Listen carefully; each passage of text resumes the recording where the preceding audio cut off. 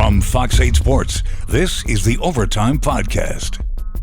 From the Fox 8 studios in New Orleans, this is the Fox 8 Overtime Podcast. I'm your host, Sean Fazende, riding shotgun as he does each and every podcast. This is Andre Johnson. Junior. Do not forget the Junior. Very important, remember the JR at the end of the name. Before we get into today's content, be sure to like, to share, to rate, to review.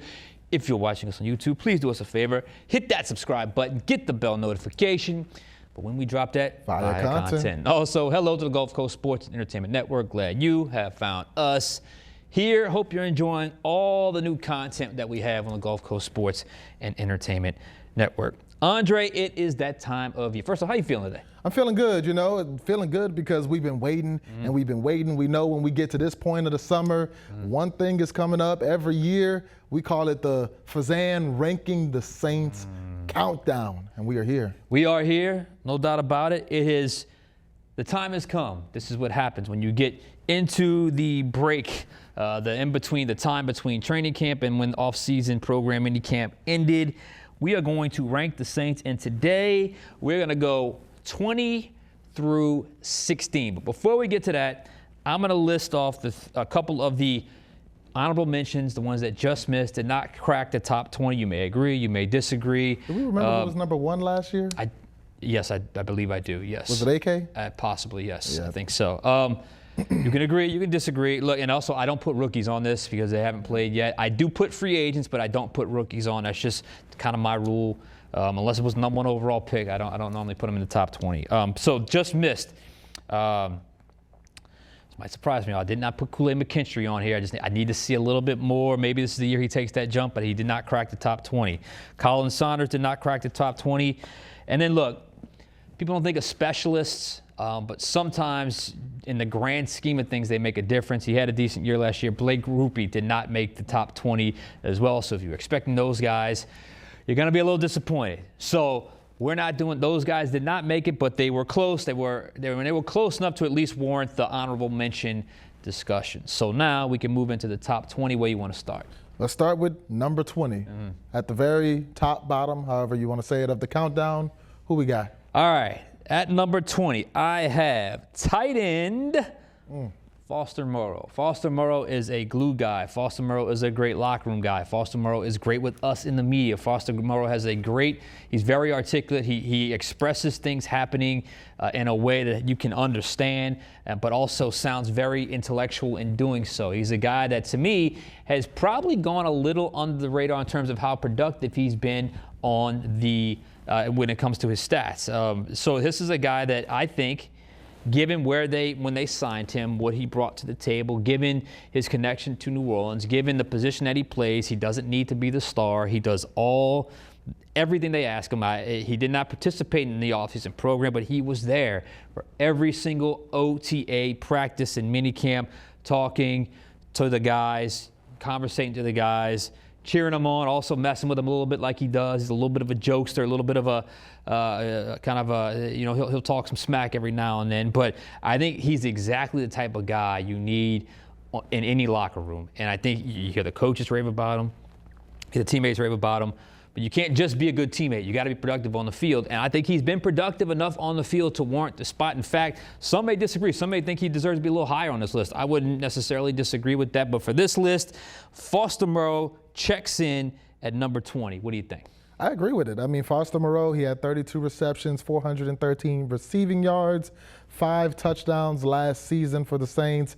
And, he caught that big catch at the end of the Washington game, the one that almost sent it to overtime. They needed the 2-point conversion. They couldn't convert, but he did catch that touchdown from Spencer Rattler. And he's consistent. He's always around. He's consistent. You know what you're getting out of him. He's a guy who can do the blocking job that you ask him to do, which is a dying breed these days with young tight ends. Everybody wants to be the receiving tight end. Foster Moreau is a nice old school blocker kind of guy, but he can also get out there and catch the ball. And his stats probably would have been higher, but he was playing with, Jake Haener and Spencer Rattler for half the season last year, 2 backup quarterbacks to start the year, So Foster Moreau had a good catch against the Carolina Panthers, 2, if I believe. 1 here and 1 there, A crazy catch on the sideline. Yeah, on the sideline. And I joke that he's the spokesman of the Saints because one of the craziest things I've seen since being down here, when the team fired Dennis Allen as head coach, normally when that happens, you think you're going to get to talk to the guy GM who fired or the owner. him. You know, the GM, the owner. We go to the facility wondering who we're going to talk to, and it's not Mickey Loomis who walks out. It's not Gail Benson that walks out. It's Foster Moreau, who the Saints send out as the first person to talk to the media after Dennis Allen got fired. And he did a great job. Yeah. I mean, just putting everything into perspective. And he really kind of gave a rallying the troops type of message like, yeah, you know, we just lost our head coach, but this season is not a loss. You know, he preached a message of hope and everything. And soon thereafter, I think they went out and beat the Atlanta Falcons. Yeah, right. They won the next 2 games, yeah, right? So Foster Moreau, a big guy, and you know, you talk about locker room guys, and we can joke about it and whatever, but that stuff matters in the NFL. You know, people will kill to play with a guy like Foster Moreau who can produce on the field, but also just be a good veteran mentor, got to have around off the field as well. You saw him at minicamp. He was just running around with a towel because it was hot and people were sweating, and he was just wiping people's sweats off around the team. So I love to have Foster Moreau around the team. I think 20 is a good spot for him. It would have felt weird leaving him. Yeah, and I'm gonna add something else. I mean, you said you know what you get. Like, he's so comfortable in his own skin with who he is as a player. He knows he's not a star, but he knows he's not a scrub. He is a guy that just shows up every day and is remarkably consistent in what he does. It's too bad he got hurt on like one of the last plays of the season last year, which is probably going to cost him, well, it cost him the offseason program. Hopefully he's ready to go once training camp gets here. But if not, if he's ready for the regular season, I think he's worthy of the spot. What's next? Up next, number 19 on the countdown. Number 19, a former Saint returns home. You know him as wide receiver Brandon Cooks. How did Brandon Cooks crack this list? I think he is going to be the 3rd wide receiver here. I think that's pretty obvious. Or I think that's 3rd or 4th receiver. I think he's not going to be the main guy. But, you know, I think he's a guy that's really grown up since the last time he was here. He's a guy that's been traded a lot. He's a guy that, you know, resettled back to New Orleans. I didn't think he'd ever come back here, but I think the Kellen Moore connection certainly made a difference. I think he's still got a lot left. Not a lot. I think he's got enough left in the tank. I still think with a productive offense, I still think he can give you 40 or 50 catches. I still think he can give you a couple touchdowns. And if you look at the rest of the roster, I don't know who else. I mean, it's hard to leave him off.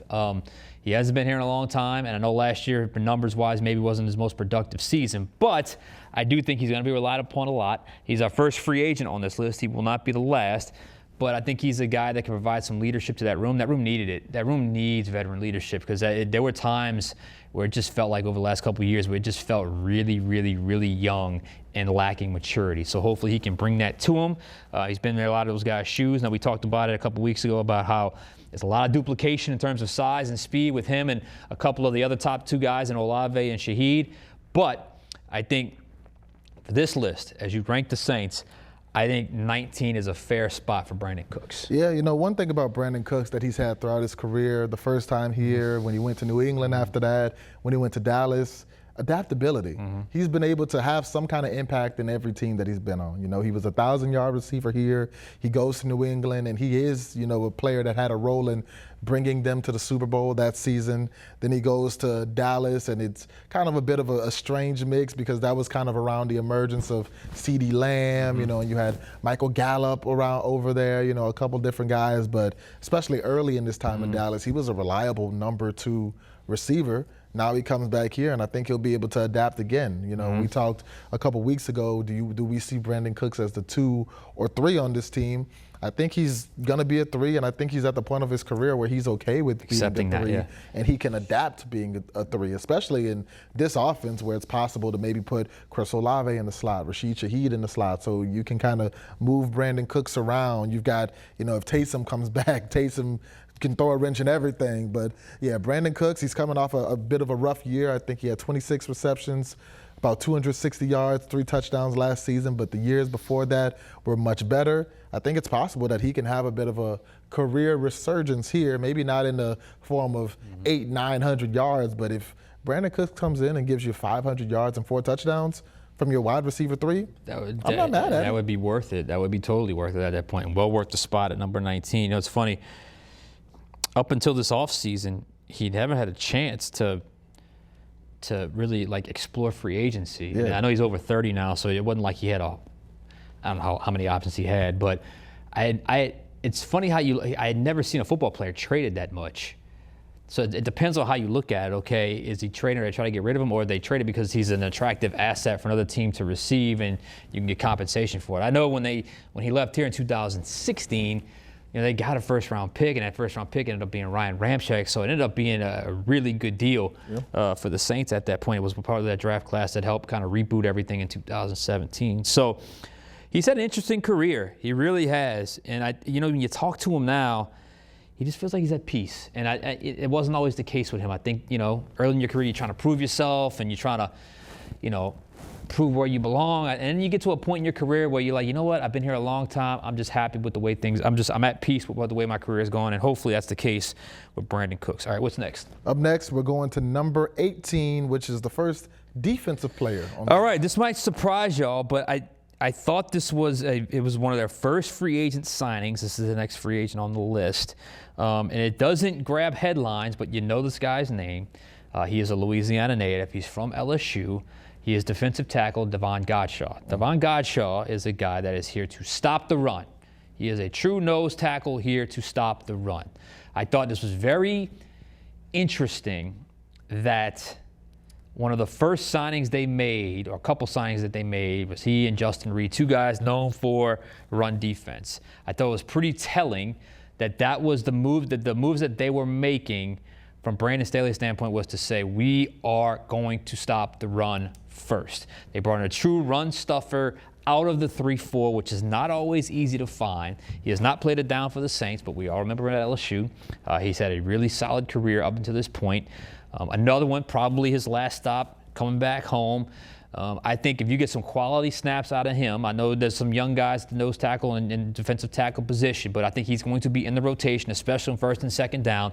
And if they can improve run defense, we talk about incremental improvements from last year to this year and how much those incremental improvements can help the output as a whole.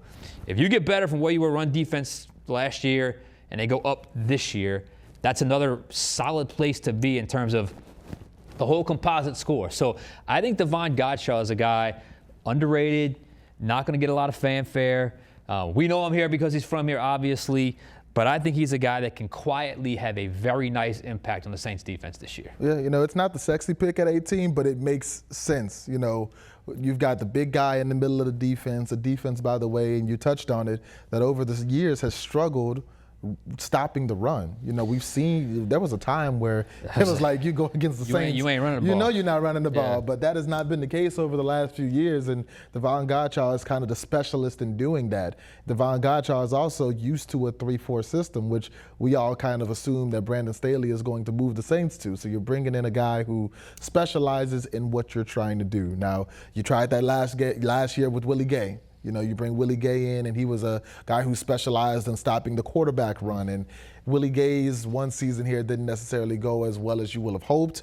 Now you try it this year with Davon Godchaux, and you look at the defensive tackle. You obviously Bryan Bresee, he's going to start, but in this system, maybe you move Bryan Bresee over to an end possibly. Depends on how you define it with him. So when you look at Godchaux, Colin Saunders, Nathan Shepard, the rookie that they have, Vernon Broughton, there's a lot of options. Christian Boyd was a guy they brought in, they drafted last year. So you've got a lot of options kind of at that defensive tackle spot. But right now, I think Davon Godchaux is the leader of those guys outside of Bryan Bresee. No, I agree. And I just think these are the types of additions that the fans really don't pay much attention to.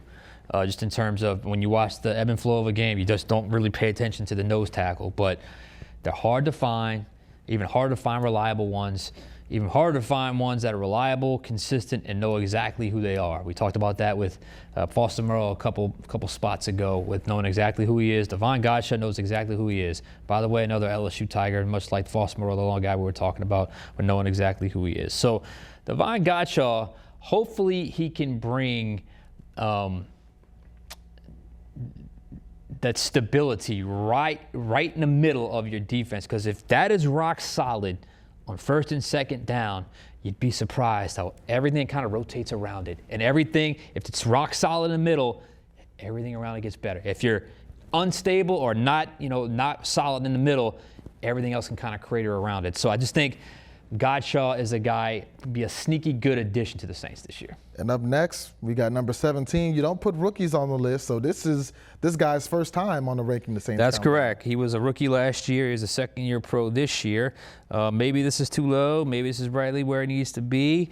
But I am going with right tackle. Oh, okay. Taliese Fuaga. I thought Taliese Fuaga had a solid rookie season last year at left tackle. He was playing out of position.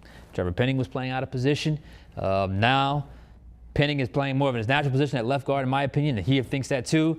You have Kelvin Banks at left tackle, and Taliese Fuaga, who was a right tackle his entire collegiate career, shifts back over to the right side. And then when you ask, like we talked to Penning, we talked to Fuaga. Yeah. When you talk to each one about the other one, they're both amazed at how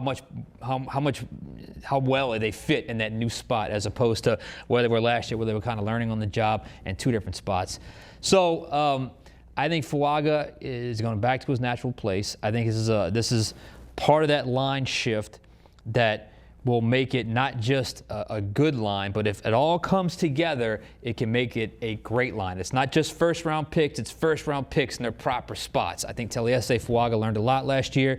It is a new system, but he's got a head coach that just is coming off of a Super Bowl run because of that offensive line, which is one of the best offensive lines in football. And make no mistake about it, when the Saints invest this much draft capital up front to the offensive line, they don't want it to be good.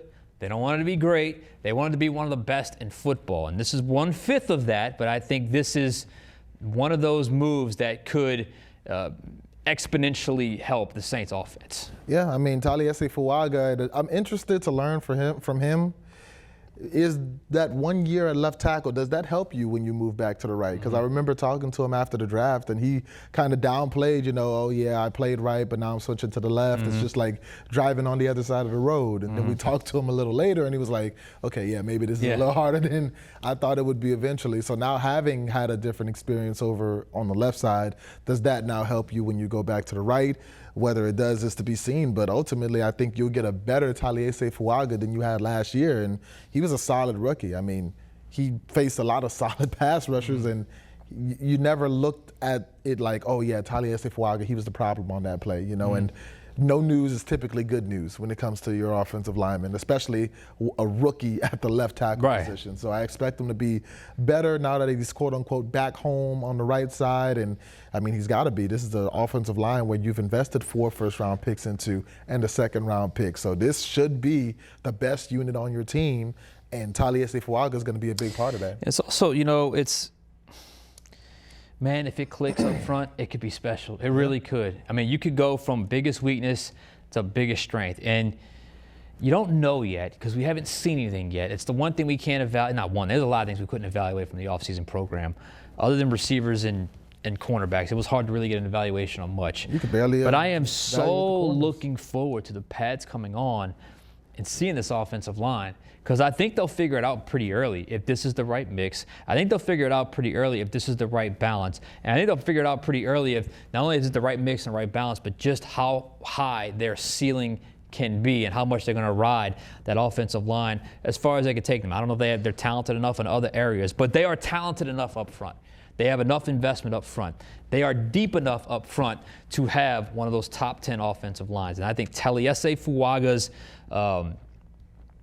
hopefully, would you call it emergence at right tackle? This is the spot he's always played. Homecoming. Reemergence, homecoming, however you want to say it. I think his presence on that side is going to make a huge difference. I never really quite understood it last year because it just felt pretty obvious to go with, right tackle Taliese Fuaga, move Trevor Penning inside, especially since that guard position was pretty much up in the air all season long.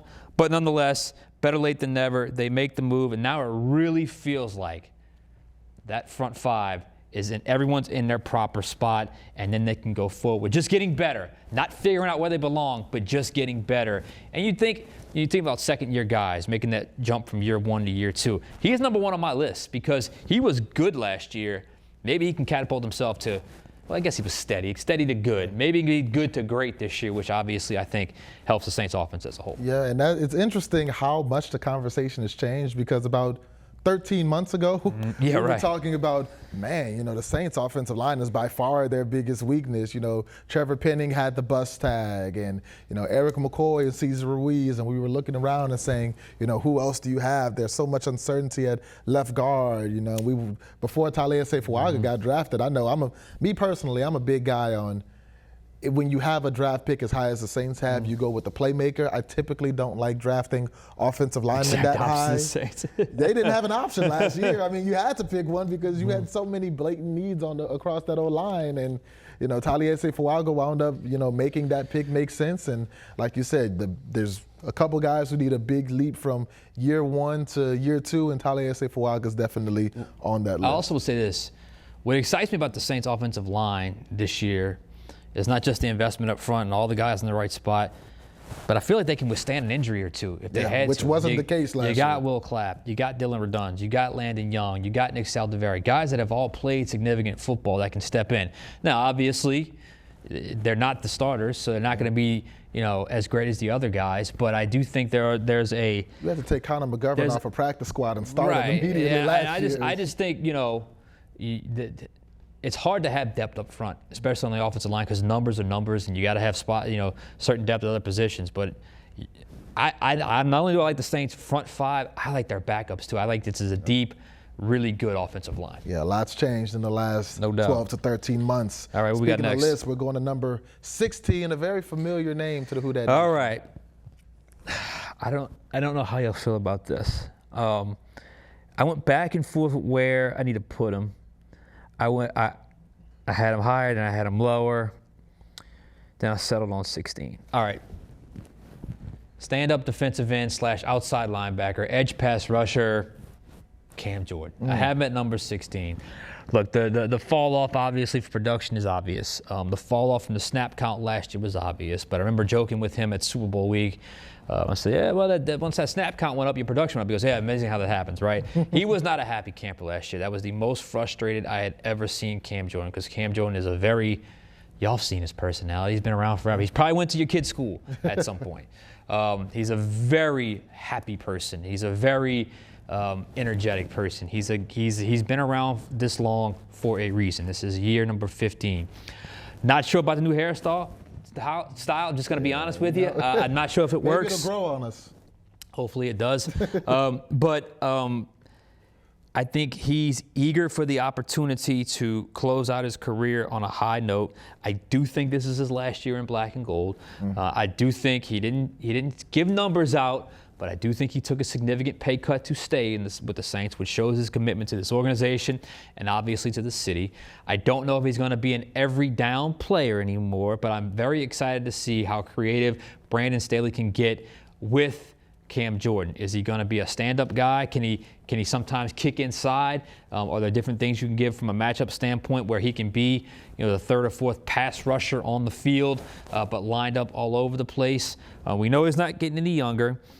We know his production has tailed off a little bit, but I do think he always has a way of, when you're down and out on him, kind of bring you back in, lulling you back in, so to speak. So that's why I think we're going to give him the respect at number 16 on this list. I know some of y'all are not going to like that, think it should be higher, it's disrespectful. I am not being disrespectful. I think this is a fair spot for Cam Jordan. What do you think? I like it because Cam Jordan, again, to me, 30 years of age. I'm sure that there are other Saints fans who might disagree. To me, the greatest defensive player in Saints history, a Mount Rushmore player in this organization. And Cam Jordan is a guy who, I don't know how much he's got left in the tank, but as of last year, there's still a little bit of gas in that tank, and you saw it in the second half of the season. Cam Jordan had 4 sacks last year, up from 2 the year before. Those 4 sacks, 4th on the team. 7 tackles for loss, 3rd on the team.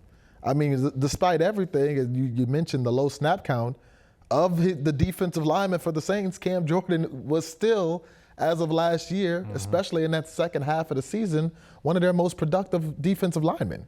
So I think Cam Jordan can still have an impact. Now, is it going to be that every play, quarterback wrecking, 15 sacks, Matt Ryan seeing him in his nightmares type of impact? No, probably not.